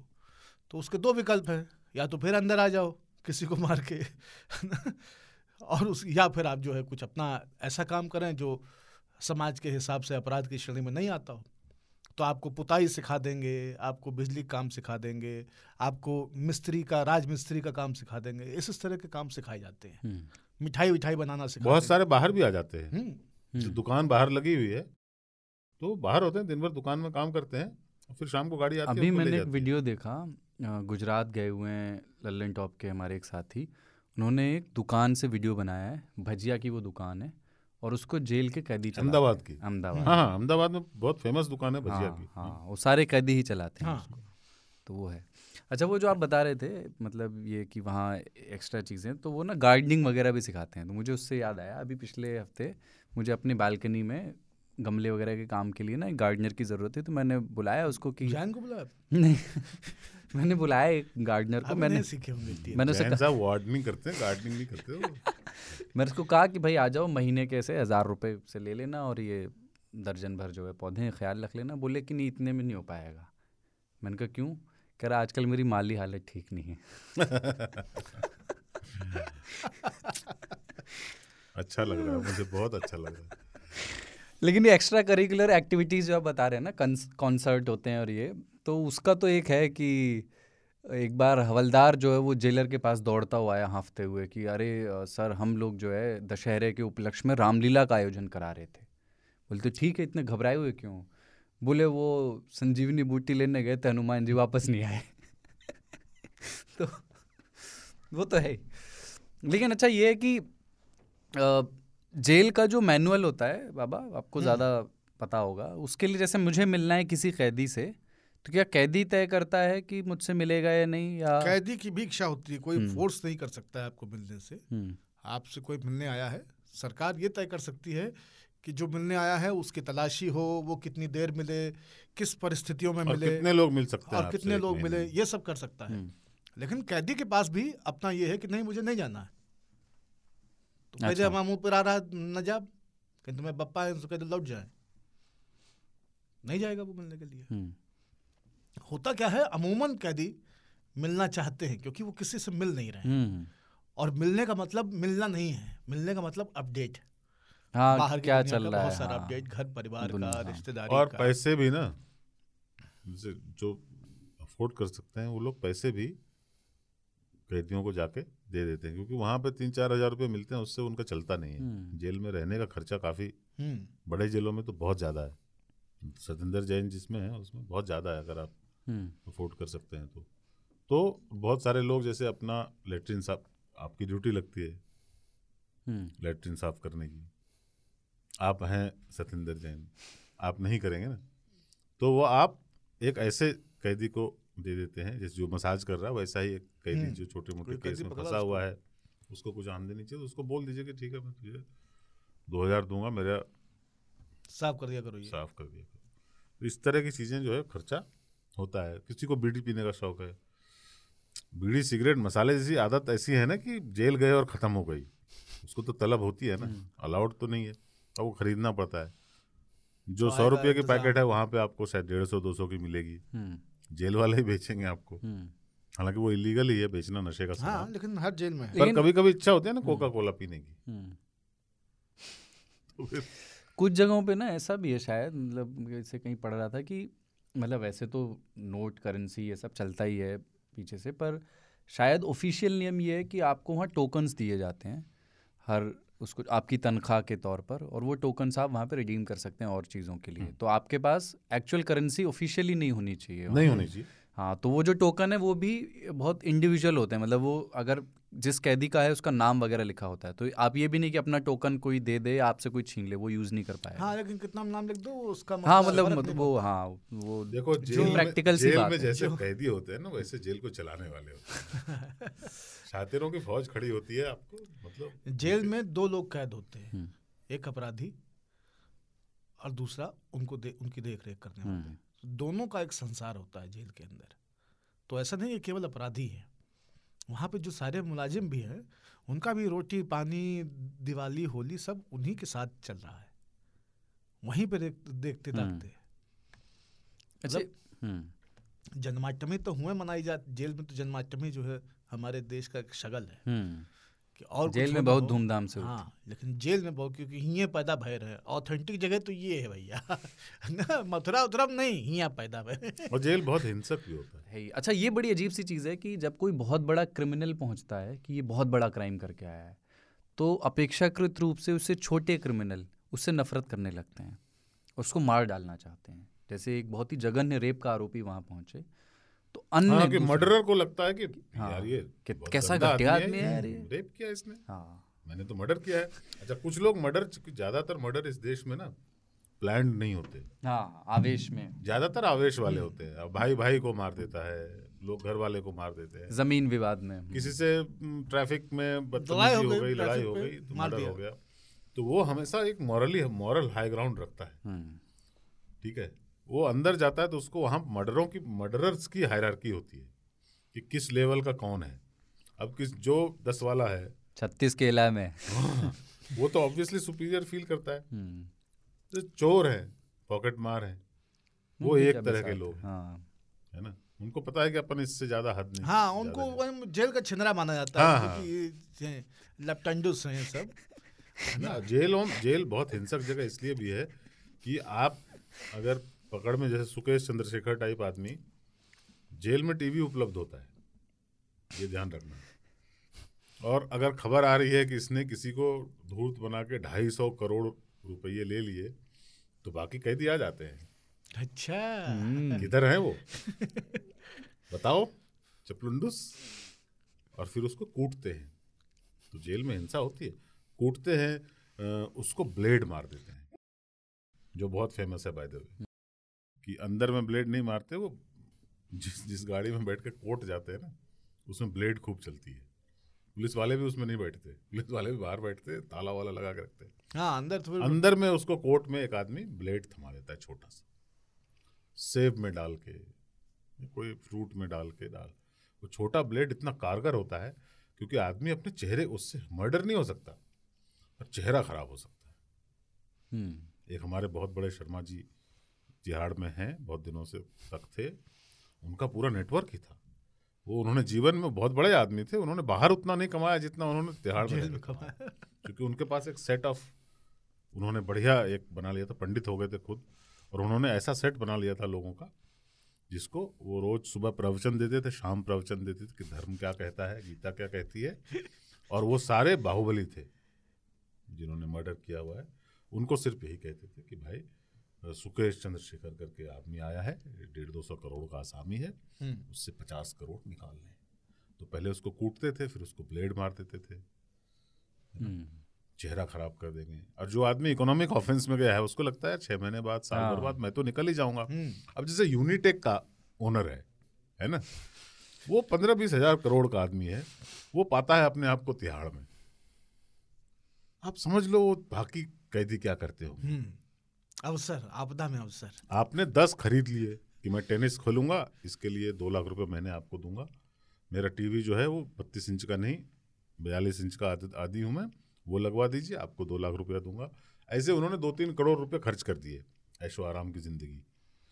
हाँ, कमोड में जेट का पैसा दे दिया। हाँ, लेकिन नहीं यार, घुटने मेरे खराब है, मैं बैठ नहीं। लेकिन जो मर्डरर है वो आपको कहता है मैं यही मार दूंगा, तो आप क्या कहोगे उसको, तुमको सजा मिलेगी इसकी? कहता मैं तो भाई साहब आजीवन में हूँ इधर, है ना, मैं चंदौसी का हूँ, हमारा घर है, वहां पे विश्वा बाबू हैं, वो आपके पत्नी को फोन करेंगे, आप उनको दे दो, यहाँ पे आपको कोई उंगली ना लगाएगा, मैं आपका बॉडीगार्ड, मैं तो बचाऊंगा, बाकियों से भी बचाऊंगा। और वो आदमी को चुनना पड़ता है कि प्रोटेक्शन मनी, मैं यहाँ से जिंदा जाऊं अपने करोड़ों लेने के लिए, 1000 करोड़, या इसमें से कुछ हल्का करके यहाँ पे खुश सुख से रहूं। ये बहुत, जेल की अपनी इकोनॉमी भी है, जेल में बहुत कुछ है, जेल में बहुत लोग पंडित हो जाते हैं, बाहर निकलते ही साधु बन जाते हैं। अच्छा, एक चीज़ जो नंबर होते हैं ना कि कैदी नंबर, तो वो जो नंबरदार लोग हैं वो सिर्फ जो सजा याफ्ता होते हैं वही होते हैं ना, 4 जिन पर ट्रायल चल रहा है, और वो लोग नहीं, उनको नंबर उनको मिलेगा जो सजा काट रहे हैं। लेकिन जैसे नंबरदार जो शब्द है बाबा, हमारे गाँव में आसपास बहुत लोगों को नंबरदार, फिर वो लंबरदार हो गया, वो क्या है उसको, मतलब वो कहाँ से? लंबर भी जो नंबर का ही अपभ्रंश है, लंबर कुछ होता नहीं है, नंबरदार ही लंबरदार हुआ है। कई सारे लोग हमारे इलाके में तो अवधि में हमने कई लोगों को कहें कि उनका नंबर ले लियो, है ना, वही लंबर दीन लंबर ही है ना, तो लंबर है। नकलऊ वाले जो है ना लंबर बुलाते हैं। 8 नंबर की चप्पल। हाँ, क्या 8 नंबर दे दिया यार, 8 नंबर आई हमें। तो नंबरदार जो है ना, अब उसमें वो टोकन का ही मामला नहीं है। जैसे नंबरदार की भी कैटेगरी है, एक तो जेल का नंबरदार हो गया, दूसरा एक होता है बीसी। तो बीसी वो अंग्रेजी वाला बीसी नहीं है, बीसी मतलब ये 20 कत्ल किए हैं, है ना। एक जेल का बीसी है जो 20 साल के सजा पे है, उसको 20 बरसा बोलते हैं। हाँ, 20 बरसा पे हैं, 20 बरस तो का उम्र का है ना। तो कहे कि ये तो बीसीए हैं, तो यहीं रहेंगे, एमसीए बीसीए टाइप ना, तो बीसीए हैं। गांव में भी नंबरदार होते हैं। हाँ, मतलब उसका क्या है, उसका नंबरदार यूपी में तो बहुत होते हैं हाँ। कि नंबरदार फैमिली है। नंबरदार का मतलब ये होता है कि दादा टाइप का आदमी।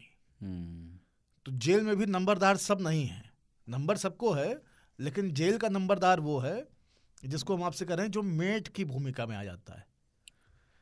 अब मेट आप समझते हैं ना, मेट एक व्यक्ति होता है, अगर कहीं मतलब मेट वो ना आई माइट ये वाला मेट जो।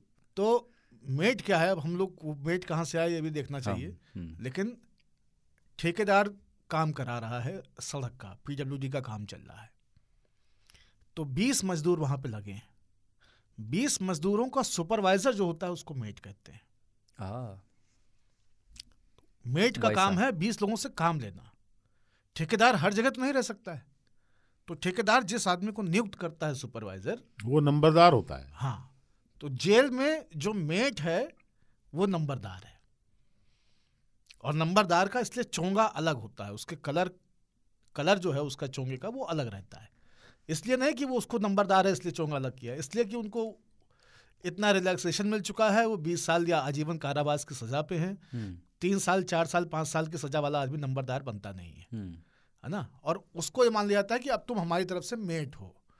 वो ऐसे लोगों को नंबरदार बनाया जाता है जिनके ऊपर ये भरोसा हो चुका होता है कि अब ये जाए वाएंगे नहीं, और ये सिस्टम को असिस्ट करेंगे हर कदम पे। दूसरा क्या है कि वो जानता है, वो 8 साल 10 साल से उस जेल में है, 6 साल से उस जेल में है, उसको पता है कि कहाँ पे सीलन आती है, आंधी में कौन से हिस्से में समस्या है, आग कहाँ लग सकती है, ट्यूबवेल की बोरिंग कहाँ कहाँ पे पहले हुई थी जो खराब हो गई हैं, और आगे क्या देखना पड़ेगा, पुताई कौन कौन इनमें सही कर लेता है ना, गुलैया में कौन कौन ठीक है, जन्माष्टमी के प्रसाद की तैयारी कैसे होगी, है ना, होली की तैयारी कैसे होगी, सारा इंतजाम उसको, सारा सिस्टम पता है। उसको पता है कि बारिश और सनलाइट कहाँ पे ज़्यादा बेहतर है, वो कहाँ पे ख़राब है इस जेल में, सीलन वाली खो कहाँ पे है और हवादार खो कहाँ पे है, उसको जोग्राफिया समझ में आ गया है। उसके पास जीपीएस है, एक एक कोना वो जानता है। करवाते हैं प्रबंध कहता है वो। हाँ, वो ये तो वो जो है वो इसीलिए उसका है कि सब्जी टूंग के जेलर किसी कैदी से थोड़ी कहेगा, नंबरदार पे उसको भरोसा है। नंबरदार से कहेगा तो नंबरदार क्या कहे, जाकर देखेगा 15 फूल क्यारी में गोभी के खिले हुए हैं, उनमें से 2 सबसे बढ़िया उठा करके वो जेलर को दे के आएगा। इस तरह का हिसाब है उसका। भिंडी, बैगन, टमाटर, ये सारी चीजें बीन तोड़ करके सब पहुंचाना। एक वो बचपन में खेल होता था जिसमें एक लाइन होती थी, घड़ी किसने चुराई, अब तो जेल में जाना पड़ेगा, जेल की रोटी खानी पड़ेगी, जेल का पानी पीना पड़ेगा। जेल की रोटी भी बड़ी बदनाम है ना, मतलब इसी वजह से, क्योंकि जो बनाने वाले होते हैं हाथ को सधे हुए, क्योंकि वो ट्रेंड तो होते नहीं। दूसरा क्या है कि दाल भी हमेशा पनियल दाल दिखाई गई है जो हमने सिनेमा वगैरह में। उसकी वजह ये होती है कि जेल में राशन आया हुआ है, मतलब एक दिन में मान लीजिए कि 5 किलो दाल पकनी है कैदियों के हिसाब से, लेकिन 5 किलो दाल में जेलर के घर में भी दाल पकनी है ना, बाबू के यहाँ भी पकनी है, बैरक में भी पकनी है। बैरक में भी 15-20 सिपाही रहते हैं, उनकी राइफलें होती हैं, और आधा किलो दाल पहले ही रसोइये निकाल के अलग कर ली अपने लिए। तो अब कायदे से जेलर साहब को अपने पैसे से दाल खानी चाहिए, उनको तनख्वाह इसलिए मिलती है, लेकिन वो दाल उसमें से खा रहे हैं। तो जब दाल के दाने बढ़ते बढ़ते वहां पहुंचते हैं, तो जो 3 किलो का आधान चढ़ा था उसमें बोला कि 3 पौवा दाल गिरी 2.25 किलो तो पहले ही कल्टी हो चुकी है। तो 3 पौवा दाल जब पकेगी तो हल्दी पानी होगा, चावल होंगे थाली में और हल्दी घाटी, यही है मोस्ट डाइटिशियन जो है ना, जो मैंने डाइटिशियंस को देखा वो पूरा चार्ट बना के देते हैं, वो ये नहीं कहते कि तिहाड़ चले जाओ, पर ऑलमोस्ट खाना वैसा ही है। हाँ हाँ, सादा अब रोटी जो बनाता है जेल की रोटी इसलिए बदनाम है कि एक तो खुद आटा पीसना है आपको, खुद आटा मारना है। घर में आप मतलब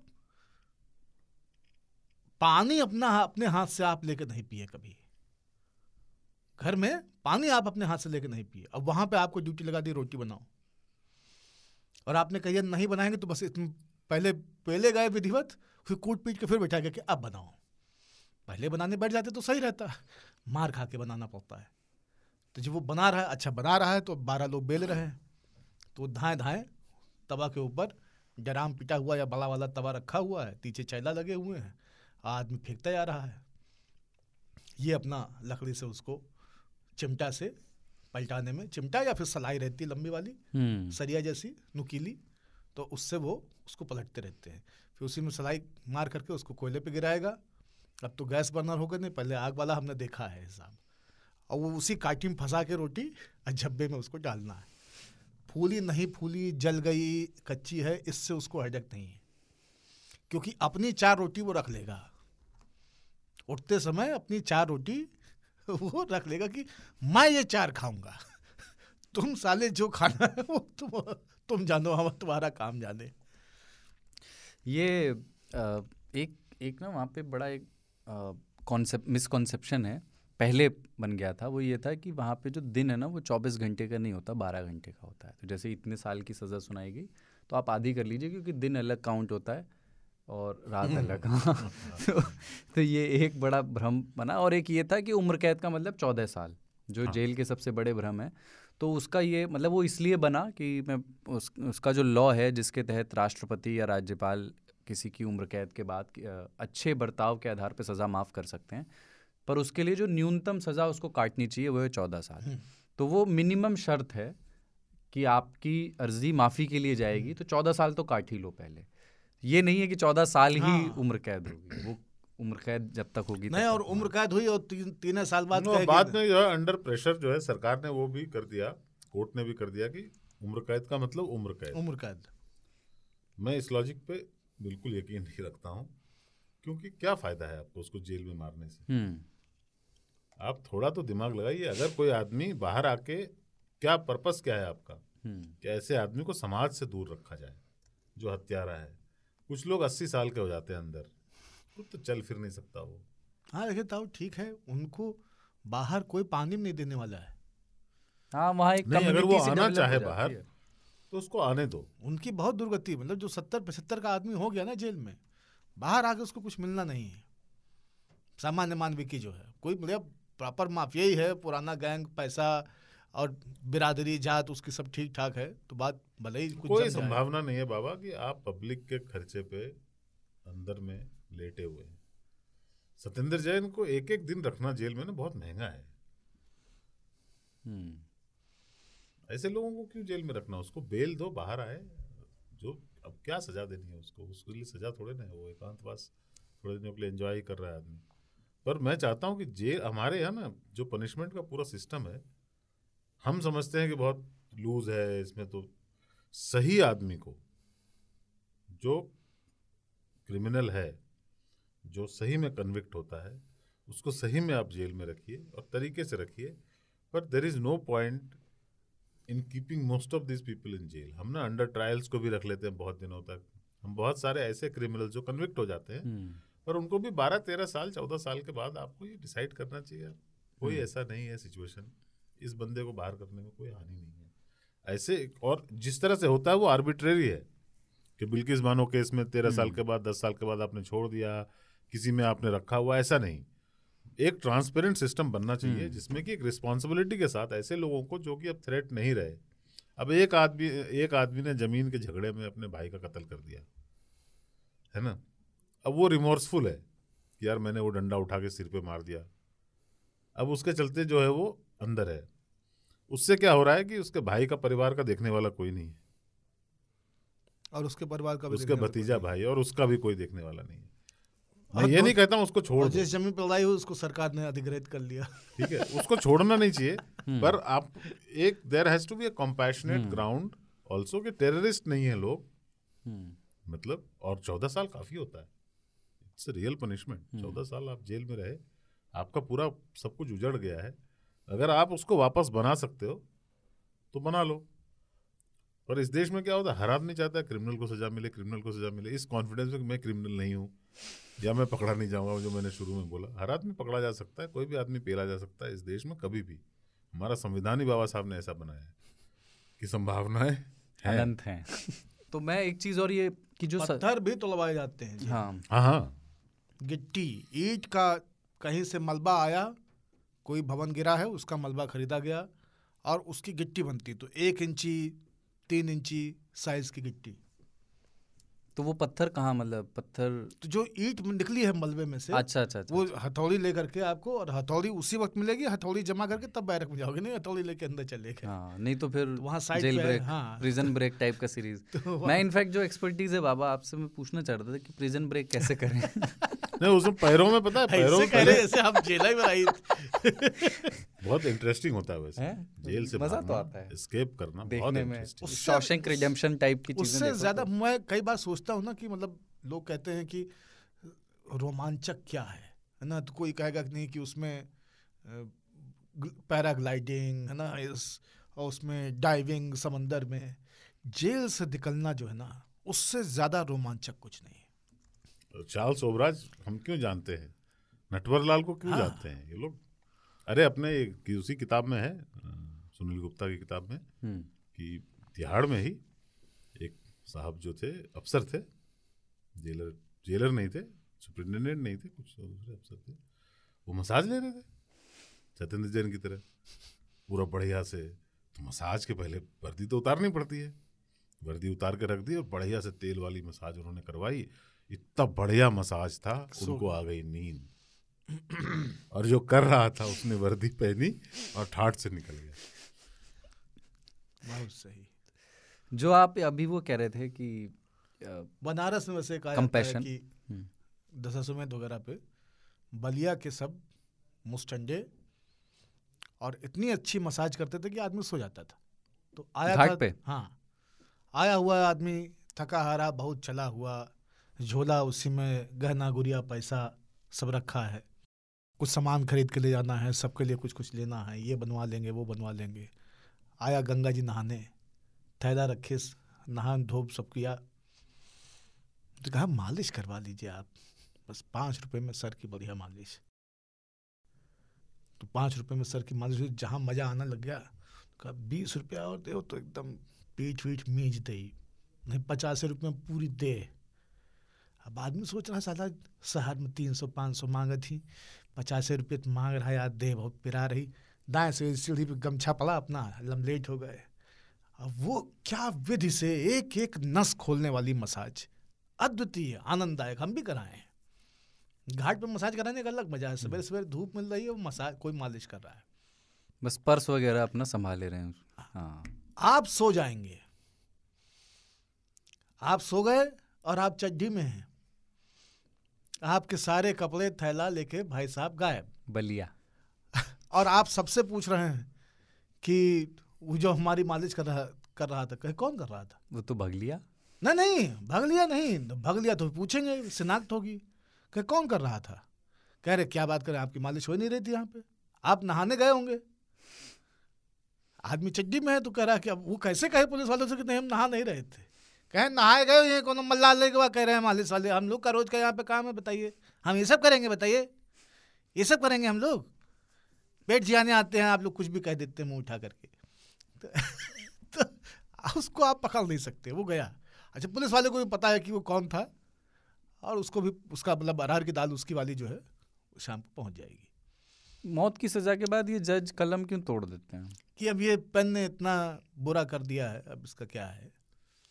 अच्छा, हाँ यही है। हाँ, दोख होएगा। अच्छा, जज साहब अगर नया निब मंगवाए तो समझो कि कुछ किया कोई तो हलाल हुआ है आज। एक और वो है कि जैसे हैंग टिल डेथ वाला जो है ना, कि उसमें पहले शायद पहले हमारे यहाँ जो आदेश देने की राजशाही से आई हुई परंपरा है वो है कि लटका दो इसे, या हैंग हिम, हैंग हर। हैंग टिल डेथ बाद में लीगल सिस्टम में शामिल किया गया, क्योंकि एक बार कभी जज साहब ने हैंग हिम बोल दिया था, उसको लटकाया और वो थोड़ी देर लटकाया, वो जिंदा रह गया। बहुत देर तक लटकाना पड़ा उसको मारने के लिए, थोड़ा ज़्यादा देर तक। तात्या टोपे जो नाना जी के साथी थे जी, कम कद के, 5 फीट भी हाइट नहीं थी उनकी, 1857 के क्रांतिकारियों में जी, तात्या टोपे को 2 बार फांसी हुई। पहली फांसी में मरे नहीं, इतने मजबूत थे। रायबरेली में एक विद्रोही हुए बीरा पासी को 2 बार फांसी हुई, और दोनों बार जब रस्सा काट के छोड़ दिया तो अपना खोल खाल के उठ के चले गए। जो मजबूत गर्दन नहीं, तो हल्का होने का एक फायदा होता है। बीरा पासी मतलब उनका नाम रायबरेली में बड़े सम्मान से, राणा बेनी माधव के बाद दूसरा नाम बीरा पासी का ही है। तो बीरा पासी को तीसरी फांसी में जब फांसी पे टांगा गया तो फिर उनके नीचे से पैर काट दिए गए, सारा खून ड्रेन हो जाए। तो ये इस तरह के किस्से हैं कि लोगों को फांसी दी जाती थी और लोग इतनी मजबूत गर्दन के लोग होते थे, सोचिए, टूटती नहीं थी। सबसे बढ़िया तो गिलोटिन होता था, जिसको कि बैन कर दिया गया। मतलब वो गर्दन ही आप मतलब मुंडी घुसाते हो, ऊपर से एक चीज आती है, एकदम 1 शॉट गॉन। उसमें तो पता भी नहीं लगता होगा कुछ। हाँ, पर वो ह्यूमन मेथड जो है माना नहीं गया उसको। अमेरिका वाले जो हैं वो लगे हुए हैं, एक गोली वाली है कि पीछे से 10 लोग मिल के गोली मार देते हैं, ताकि कोई फीलिंग नहीं आए कि मैंने मारा है। वो भी नहीं हुआ। सऊदी में तलवार से काटते हैं तालिबान नहीं, और ये है कि मेरी वाली से नहीं मारा, किसी और की गोली से मारा। कुछ इलेक्ट्रिक वाला भी आ गया ना, इलेक्ट्रिक वाला है, सुई वाला है। अमेरिका में सुई वाले को बहुत इम्पोर्टेंट वो मानते हैं। तो वो स्लो डेथ नहीं होती सुई वाली, या इमीडिएट डेथ? नींद आ जाती है उनको, तो फिर नींद में आदमी को पता नहीं चलता कि फिर नहीं जगेगा। और डेथ टाइम जो है वो 3 या 5 मिनट टाइप का है, एनेस्थीसिया टाइप है वो, कि आप एनेस्थीसिया लगी आपको, फिर आप वापस नहीं आए। उसमें भी ईसीजी मशीन लगा के रखते हैं, मॉनिटर। हाँ रे, इंजेक्शन देने के पहले उसको अल्कोहल से साफ करते हैं, कोई इन्फेक्शन नहीं हो जाए। कोविड तो उसने स्पिरिट से पोंछ के रुई का पहाड़ रख के धीरे से फिर सुई उस पर भिड़ाई, और उसके बाद फिर सब लोग हाथ बांध करके वो मॉनिटर की तरफ देखना शुरू करते हैं। गवा तो जब वो फिर पैरेलल लाइन चलने लगती है, हो गया, तो फिर उसको लड्डू ले आ, हो गया। अच्छा, एक चीज जो आप कह रहे थे ना, थोड़ा सा कंपैशन के साथ के, वो अभी अपना हमारा ही यहाँ पे कुलीग था, ताल सतीन जैन सुन ले तो रोवा कांप जाए। का हो रहा है। तो वो एक यहीं पे हमारे कुलीग थे, वो अभी कनाडा गवर्नमेंट के साथ काम करने गए हैं, और उनका काम ही यही है कि कनाडा, हाँ नहीं जेल के ही कोई अधिकारी, मुझे पद जो है वो याद नहीं, उनका काम यही है कि जेल के जो अधिकारी जेल में जो बंद हैं, कनाडा गवर्नमेंट एक्चुअली उस पोजीशन के लिए ना भारतीयों को ही प्रेफर करती है, क्योंकि वहाँ सारे भारतीय जेल में हैं, मोस्टली पंजाबी हैं। तो वो उनको कैसे रिहेबिलिटेट किया जाए, कैसे स्किल डेवलपमेंट पे काम किया जाए उनको, और कैसे अपराध से उनका दिमाग हटा के और थोड़ा सा बेहतर इंसान बनाया जाए, तो वही वो काम करने गए। मैं पढ़ रहा था, पंजाब गवर्नमेंट ने एक चीज़ इंट्रोड्यूस की अपने यहाँ जेलों में, कि अगर आपका व्यवहार अच्छा है और आप एक निश्चित समय काट चुके हैं, तो आपको वहाँ अपनी पत्नी से या स्पाउस से मिलने के लिए कमरा दिया जाता है, थोड़े समय के लिए, मतलब कई दिनों के लिए नहीं, कुछ घंटों के लिए, जिसमें आप शारीरिक संबंध भी चाहें तो बना सकते हैं। तो इसके पक्ष में इस तरह की दलीलें दी गई थी कि भाई पति ने अगर गलती की है तो उस पूरे परिवार को सज़ा क्यों मिलनी चाहिए, अगर वो बच्चा करना चाहते हैं तो कर सकें, या पत्नी को सज़ा क्यों मिलनी चाहिए। किसी महिला ने ये अपील भी की थी, I have a right to have children, मेरा हस्बैंड जेल में है तो उसकी व्यवस्था की जाए। हाँ, तो इस तरह की कुछ चीज़ें हो रही हैं हमारे यहाँ भी, और ये कई देशों में ऑलरेडी इस तरह के अरेंजमेंट्स हैं कि आप अपनी पत्नी से कुछ घंटों के लिए मिल सकते हैं, बशर्ते आपका बर्ताव हो जाए। आचरण सही होता है, परोल पे भी लोग बाहर निकलते हैं। संजू बाबा तो परोल पे ही ज़्यादा रहे। बाबा राम रहीम, उनका आचरण इतना अच्छा है, वो बीच बीच में निकलते ही रहते हैं, इनफैक्ट वो निकलते ही रहते हैं। उनका आचरण ही चरण भी अच्छा है, हर नेता आकर के चरण पड़ता है जब चुनाव के समय वो आते हैं, कहते हैं आचरण। लेकिन जेल से जब कोई नेता छूटता है ना, या कोई बड़ा फिल्मी सितारा, पता नहीं वो दृश्य देखने में मजा सा आता है, और उसमें नारे लग रहे होते हैं, वो नारे।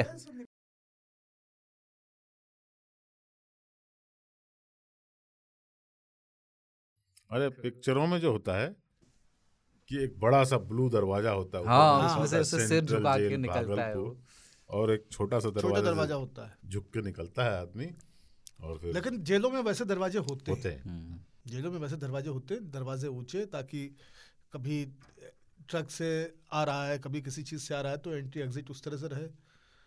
और दरवाज़ा ऊंचा ही रखना पड़ेगा क्योंकि दीवार बहुत ऊंची है।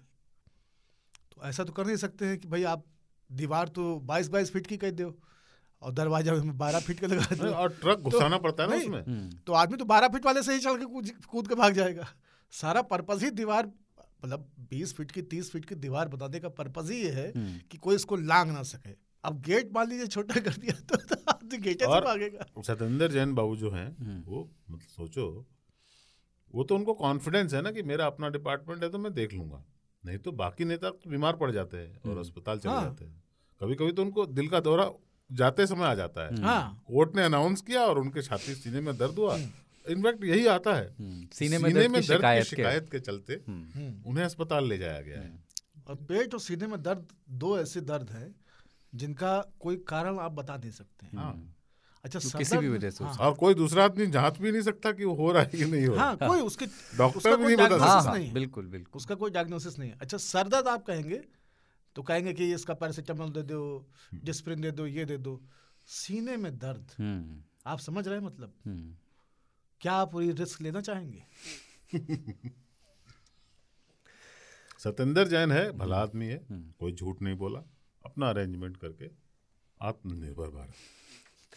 मुख्तार अंसारी के केस में मैंने सुना था, वो जेल से बाहर आए और तब उनके समर्थक नारा लगाते थे। इनके खिलाफ केस क्या है यार? आदमी क्यों अंदर है? सत्येंद्र जैन पे कुछ आय से अधिक संपत्ति वाला मसला है। नहीं, कोई हवाला है। हाँ, वो भी है। तो जैन है आदमी यार, इसके पहले भी जो हवाला कांड हुआ था वो भी जैनों ने ही किया। जब ऐसे तो जब सिन्हा जी इस बात पे छोड़े जा सकते हैं कि कायस्थ कैसे मर्डर कर सकता है। और कैश का आदान प्रदान राजनीति में रहते हुए ये सब जो भाजपा या आम आदमी पार्टी जो गुजरात में चुनाव लड़ रही है, यार कैसे लड़ रहे हैं ये? नहीं, और लोग क्या चाहते हैं कि इस बात को छुपाएंगे? से पैसा बांटे। और अब तो चंदा भी नहीं देता कोई। पहले था कि पहले कहते थे कि चंदा मिल रहा है इसलिए लड़ रहे हैं, अब तो चंदा भी उस तरह से नहीं। अरे यार, ये तो हम लोगों को कुछ चीजें ना शर्म से बाहर आ जानी चाहिए कि राजनीति है, उसमें पैसे का लेन देन होता है, बंदे को जेल में थोड़े ना डाल दोगे।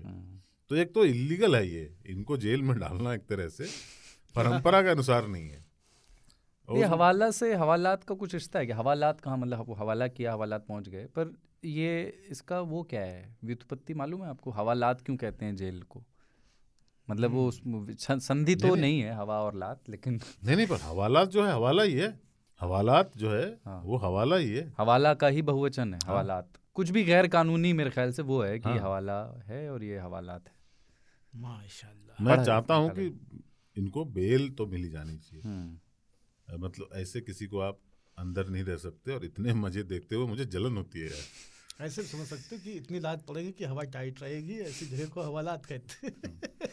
सुल्तानपुर में कोई कभी किसी बाहुबली जेल हो जाती थी ना अप्रत्याशित रूप से, तो समर्थकों में वापस जोश भरने के लिए नारा लगता था कि आज जेल हुई कल बेल हुई, आज जेल हुई कल बेल हुई। तो वो एक था कि निराश न रहो न निराश। मुख्तार अंसारी का मैं बता रहा था कि वो बाहर आए थे जेल के, तो ये नारा मैंने सुना था कि जेल का ताला टूट गया, शेर हमारा छूट गया।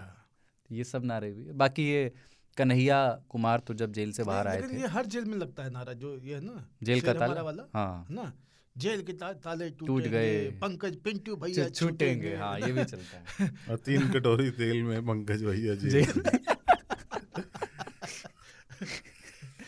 वो कन्हैया वाला भी है ना, जब तक जेल में चना रहेगा, जब तक जेल में चना रहेगा आना जाना लगा रहेगा। क्रांतिकारियों का प्रिय है वो। कुछ मैं चाहता हूँ ना कुछ फिल्में वगैरह रेकमेंड करें आप, मतलब क्योंकि अरे एक तो वही जेल के ऊपर ही फिल्म है, कौन सी, प्रिजन ब्रेक, शॉशैंक रिडेम्पशन। अंग्रेजी में कहा, हम हिंदी वाले बात कर रहे हैं, जिसमें वो गाना है कालिया। ये तो वासेपुर में भी दिलीप कुमार और कोको है, वो नरगिस, दिलीप कुमार, ये सब है। नहीं जानते हैं, वो हमारे जमाने के नहीं है। अरे कौन सी फिल्म है, बहुत मशहूर फिल्म है भाई, जैकी श्रॉफ भी है उसमें, कर्मा। कर्मा। अच्छा कर्मा, हाँ। नरगिस नहीं थी इसमें, नूतन थी। हाँ नूतन थी, मतलब सब एक है भाई, मतलब मेरा कर्मा हाँ, तू, हाँ, गाने के लिए हर कर्म अपना करेंगे है वतन तेरे लिए। लेकिन वो मतलब हिंदुस्तान में जेल की बात कीजिए तो सबसे पहले वो फिल्म याद आती है, कर्मा जो है। उसमें अनुपम खेर जेल में है। हाँ, और वो थप्पड़ की गूंज, बाप रे, बहुत जबरदस्त डायलॉग था, हिल गए थे। दूसरा जेल जो है वो शोले का है ना, असरानी की जो आधे इधर आधे उधर, हाँ, जेलर का रोल जो है, जेलर का रोल। और दोनों में जो हीरो हैं वो जेल से छूटे हुए लोग हैं, और जो उनके वो जो उनको छुड़ा के उनमें अच्छा कैरेक्टर देख के, उनकी क्षमताओं को देख के उनका उपयोग सदुपयोग करना चाहते हैं, वो पुलिस वाले हैं। दोनों फिल्मों ऑलमोस्ट सेम प्लॉट है। हाँ सेम प्लॉट है। ये 3 उठा के लाते हैं, हाँ। वो 2 उठा के लाते हैं। कितनी भी गंदगी में रहे हीरे की पहचान हो ही जाती है। एक ना, एक ऑरेंज करके भी, मैं नाम, orange is the new orange is the new black, महिलाओं के, वो मैंने बढ़िया कॉमेडी है वो। हाँ पूरा देखा है आपने। और वो जो ताऊ बता रहे थे ना, मैं अभी उसी में चल रहा था, ये ब्लेड और ये बीड़ी जितनी चीजें बता रहे थे, तो मैं उसी पे चल रहा था। प्रिजन ब्रेक में भी ऐसा है कि एक इंजीनियर खुद को अरेस्ट करवाता है अपने बेकसूर भाई को मौत की सज़ा से बचाने के लिए, और फिर प्रिजन ब्रेक का वो पूरा वो तैयार करता है। खैर, तो मंटो का ना एक छोटा सा वो है कि मंटो से किसी ने पूछा कि क्या हाल है आपके मुल्क का, तो मंटो कहने लगा बिल्कुल वैसा ही जैसा जेल में होने वाली जुमे की नमाज का होता है। अजान फ्रॉडिया देता है, इमामत कातिल कराता है, और नमाजी सब के सब चोर होते हैं। ये हमारे पड़ोसी मुल्क की कहानी है। एक ब्रेक ले रहे हैं और उसके बाद नींद पर बात करेंगे और बिजार स्टोरी पर।